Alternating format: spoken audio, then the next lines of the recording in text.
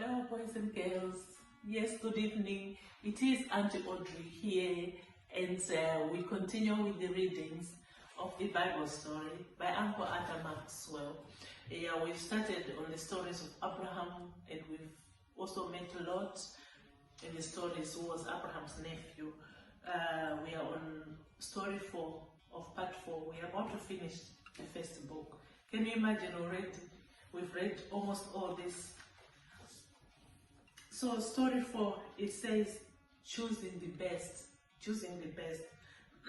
You can find this story in Genesis 13, verse 5 to 13. Genesis chapter 13, that's where you'll find this story about choosing the best. Good evening, dear Jesus. This day is for you. I ask you to bless all I think, say, and do. Amen. The journey out of Egypt was not a happy one. True, Abraham had become very wealthy in livestock and silver and gold. So had Lot, who now had many flocks and herds and tents. The servants began to quarrel when they came at night. They spoke angry words and fought with each other.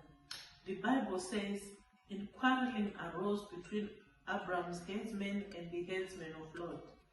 They couldn't find enough grass to feed so many animals. Perhaps there weren't enough wells to water them all either. The land could not support them while they stayed together, for their possessions were so great that they were not able to stay together. Something had to be done. Abraham couldn't journey to the land of promise with such bad feelings in the camp. Again, we see Abraham's real greatness. Calling Lot to him, he said kindly and gently, let's not have any quarreling between you and me, or between your herdsmen and mine, for we are brothers. Is not the whole land before you? Let's part company. If you go to the left, I'll go to the right. If you go to the right, I'll go to the left. How generous of him! Since Abraham was in charge of the caravan, he could have chosen the best for himself, but he didn't. Instead, he gave his nephew the chance to choose. Lot didn't deserve such kindness. After all that Abraham had done for him, he should have said, dear uncle, you choose first, and I'll gladly take what is left. But he didn't. Instead, Lot looked up and saw that the whole plain of Jordan was well watered, like the garden of the Lord. So Lot chose for himself the whole plain of the Jordan and set out toward the east. The two men parted company. Adam lived in the land of Canaan, while Lot lived among the cities of the plain and pitched his tents near Sodom. Looking down the mountainside, Lot saw the beautiful valley below, green and lovely in the morning sunshine, with the silver thread of the Jordan River running through it. Lot thought to himself, what a wonderful place to live.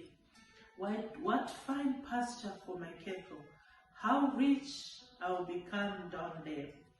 Perhaps the city of Sodom and the little villages dotting the valley in the distance attracted him. Maybe he thought how nice it would be to settle down and be comfortable instead of roaming around with Abraham. What a good time he could have in Sodom, with its fine markets and many places of amusement. Lot knew very well that Sodom was a wicked city, for everybody was talking about what was going on there. But he felt that it would be all right for him to live there. Nothing would happen to him. It might be dangerous for others, but he would be all right. Anyway, he would take the risk. So Lot made his choice.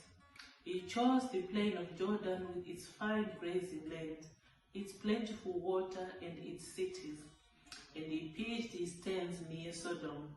It was the worst thing he could have done, the biggest mistake of his life. He didn't know that this beautiful valley would soon be a battlefield.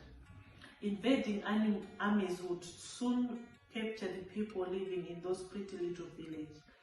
And Sodom, the big city, tempting city, was about to be utterly destroyed by fire. It never pays to be selfish.